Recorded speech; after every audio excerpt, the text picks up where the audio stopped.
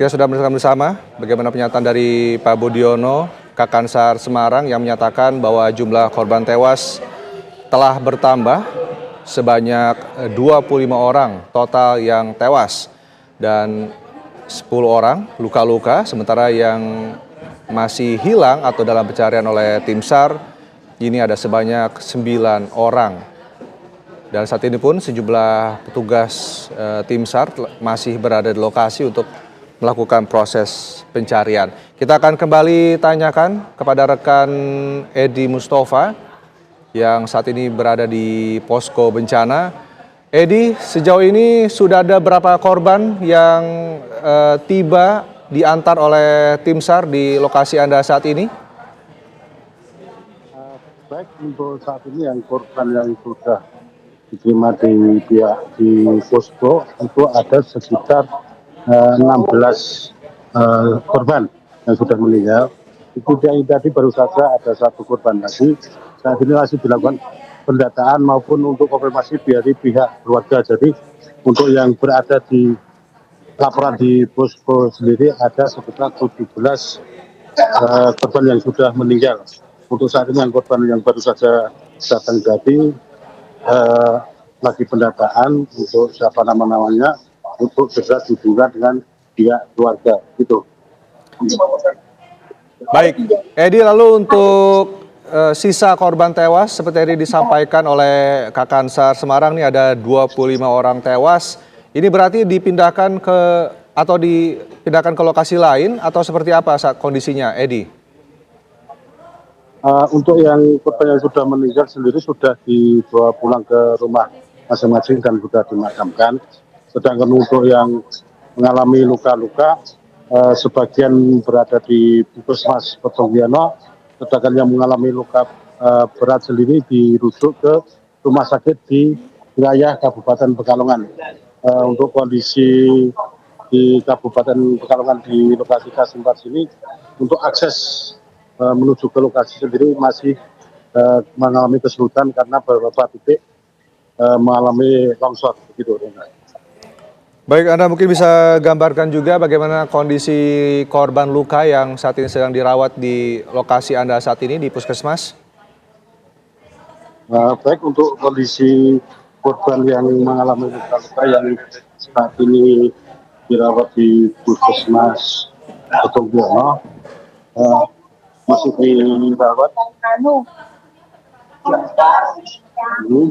Untuk dirawat masih mengalami trauma. Yang luka-luka sendiri, sedangkan korban luka yang lain yang tidak terlalu parah bisa dipulangkan ke rumah masing-masing. Sedangkan korban yang mengalami luka maupun trauma, di sini ada korban yang mengalami luka-luka dan ada anak balita sendiri, namun kondisinya saat ini sudah mulai membaik, dan masih mengalami luka berat masih dirawat di ruang inap Puskesmas Petonggiano. Untuk kondisi korban yang sudah bisa dipulangkan ke rumah masing-masing. Ini kita lihat di Puskesmas sendiri korban mengalami luka-luka.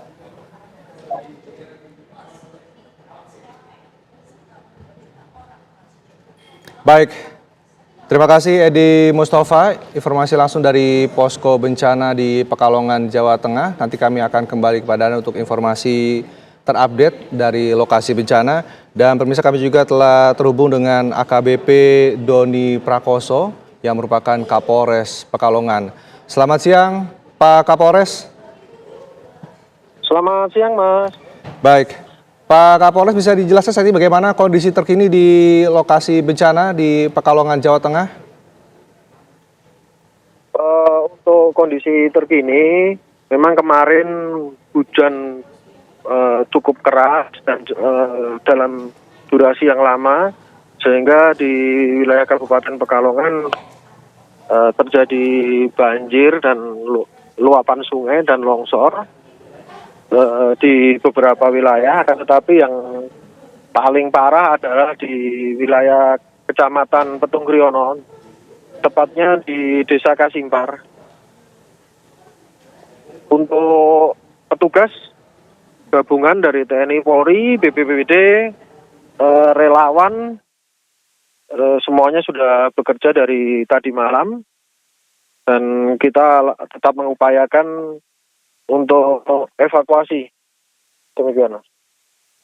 Baik, Pak Doni, ini mungkin bisa dijelaskan saat terjadinya bencana longsor itu, bagaimana sebenarnya kondisi di lokasi, aktivitas apa yang saat itu terjadi sehingga korban jiwa akibat bencana ini cukup banyak, Pak Doni?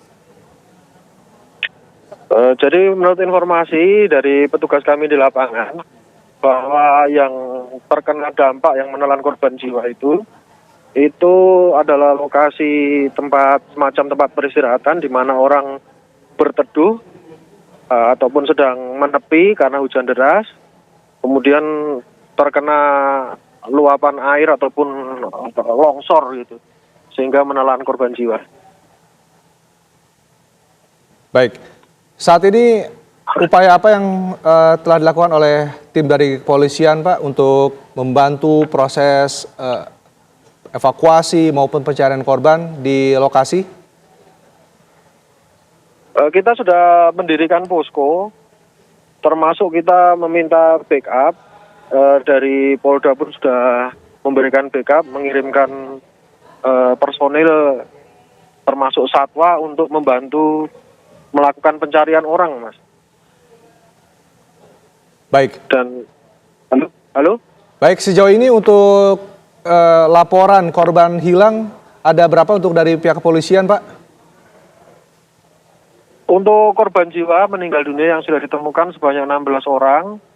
Kemudian untuk korban luka-luka yang sudah dievakuasi ke puskesmas maupun rumah sakit terdekat, baik Rumah Sakit Pekalongan maupun Rumah Sakit Banjarnegara, itu ada 10 orang, dan yang statusnya hilang untuk sementara terkonfirmasi baru 5 orang. Mudah-mudahan tidak bertambah lagi.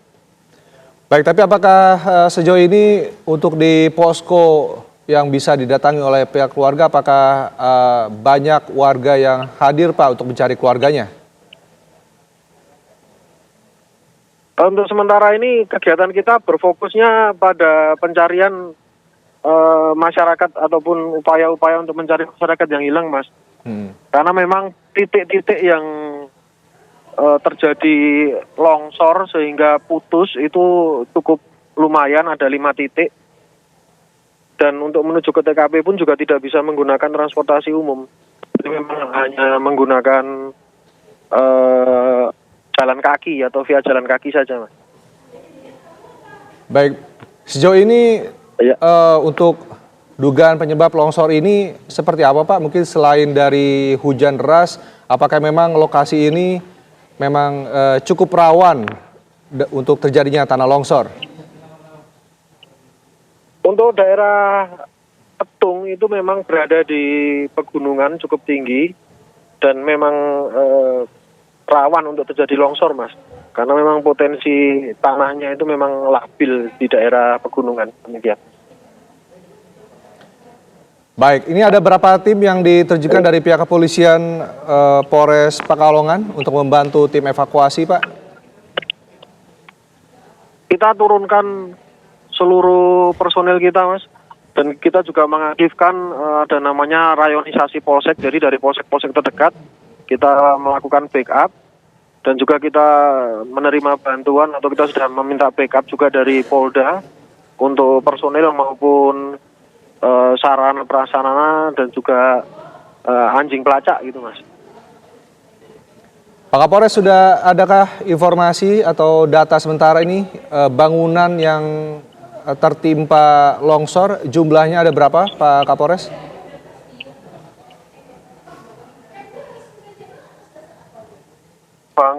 Kalau bangunan di wilayah yang di Desa Kasimpar itu Ada beberapa Mas, SMP, kemudian eh, eh, rumah juga ada 5 rumah. Akan tetapi semuanya selamat Mas, tidak ada korban di situ. Jadi yang lokasi terjadi meninggal itu bukan lokasi pemukiman itu. Baik, itu berarti para korban yang tewas ini tidak berada di dalam bangunan, tetapi sedang berteduh dan terkena tanah longsor. Begitu kira-kira kronologisnya Pak Kapolres? Betul, betul. Dan memang di situ ada satu rumah juga dijadikan tempat berteduh, itu tuh rumahnya Sekdes, termasuk yang bersangkutan juga menjadi korban. Itu juga di area tempat tersebut, di Kasimbar tersebut.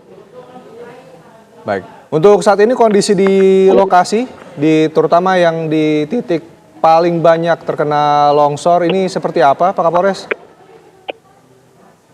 Di sini masih hujan, jadi memang salah satu yang menyulitkan itu karena memang jalur komunikasi itu juga cukup susah, termasuk jaringan listrik itu terputus, dan kita sudah berkoordinasi dengan PLN untuk di tempat-tempat yang menjadi posko dan lain sebagainya itu untuk diutamakan, dan cuaca masih hujan sehingga memang agak menyulitkan untuk koordinasi demikian. Baik, lalu apakah ada rencana untuk menggunakan alat berat ataupun anjing pelacak Pak Kapolres untuk mencari para korban yang masih hilang? Sudah Mas, jadi untuk alat berat sudah ada beberapa dari dinas PU setempat dari kabupaten, kemudian anjing pelacak juga sedang meluncur dari Polda gitu Mas. Baik, ini untuk kendala di lokasi, ini seperti apa Pak Kapolres? Mungkin selain hujan yang terus turun hingga saat ini, apakah juga masih kemungkinan besar rawan terjadinya longsor susulan Pak Kapolres?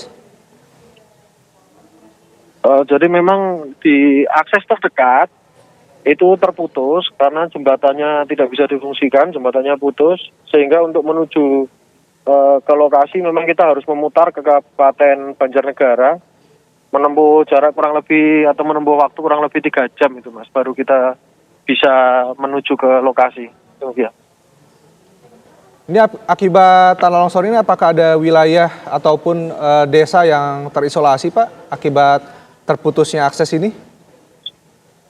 Di Kecamatan Petung ini Mas, jadi memang 5 titik di situ itu memutus jalan, itu memang terisolasi. Kita masih berupaya untuk membuka yang akses terdekat ke Kecamatan Petungnya. Baik, mungkin bisa digambarkan Pak Kapolres, ini ada 5 titik, namun di titik tersebut apakah juga ada korban maupun korban jiwa ataupun korban luka Pak Kapolres? Untuk sementara ini nihil Mas, yang korban atau kaitannya dengan longsor itu ada longsor jalan yang memutus jalur transportasi, kecuali di Kasimbar tadi Mas. Baik, terima kasih Pak Kapolres Pekalongan AKBP Doni Prakoso sudah bergabung bersama kami di Breaking News TV One. Kita harapkan juga proses evakuasi yang dibantu oleh Polres Pekalongan ini bisa berjalan lancar dan seluruh korban yang hilang bisa segera ditemukan. Terima kasih Pak Doni Prakoso. Dan pemirsa, seperti yang disampaikan oleh Kapolres Pekalongan AKBP Doni Prakoso, pihak dari kepolisian juga saat ini turut membantu proses pencarian korban tanah longsor yang terjadi di Pekalongan, Jawa Tengah, tepatnya di Kecamatan Petung Kriono, di mana jika dari laporan Kakansar Semarang, Budiono, ini total sudah ada 25 orang yang dinyatakan meninggal dunia. Ke-25 orang yang tewas ini berada di satu titik dan lokasi tersebut adalah lokasi tempat para warga ini berteduh karena hujan yang cukup deras terjadi sejak kemarin hingga dini hari tadi di wilayah Pekalongan, Jawa Tengah. Dan di saat para korban ini berteduh itulah terjadinya tanah longsor sehingga menimbulkan korban tewas dan hilang yang hingga saat ini masih terus dicari oleh petugas gabungan dari SAR, TNI, dan juga pihak kepolisian. Sementara itu, ada 9 orang yang saat ini masih dinyatakan hilang dan sejumlah keluarga juga masih menunggu di posko bencana untuk mencari tahu keberadaan dari keluarga mereka yang hingga saat ini masih dinyatakan hilang. Dan pemirsa, informasi terkini mengenai longsor di Pekalongan, Jawa Tengah masih akan kami hadirkan di Breaking News TV. Saat lagi tetaplah bersama kami.